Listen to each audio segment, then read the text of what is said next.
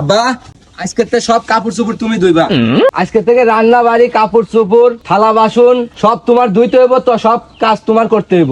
কি রে গেদা, তোর মা মারা যাওয়ার পর থেকে তো আমিই করি এগুলো, তাই আজকে আবার নতুন করে কর কি আছে, রাগ কইয়া। এটাই তো আমি কইতেছি, তুমি বুড়া হয়ে যাইতেছো দিনে দিনে, তোমার কষ্ট দেখে আমার কি ভালো লাগে। এই বাড়িতে একটা কি মেয়ে মানুষ দরকার হয় না কাজ কাম করার জন্য, রান্না বাড়ি করার জন্য? তুমি এটা বোঝো না? গেদা আজকে আমার মনের কথা কইলি গেদা, তোর জন্ম দিয়ে আমি সার্থক আজকে। হা হা, পোলার মতো একটা কথা কইছস। বাজান তুই দাঁড়া, আমি অক্ষণে আইতাছি।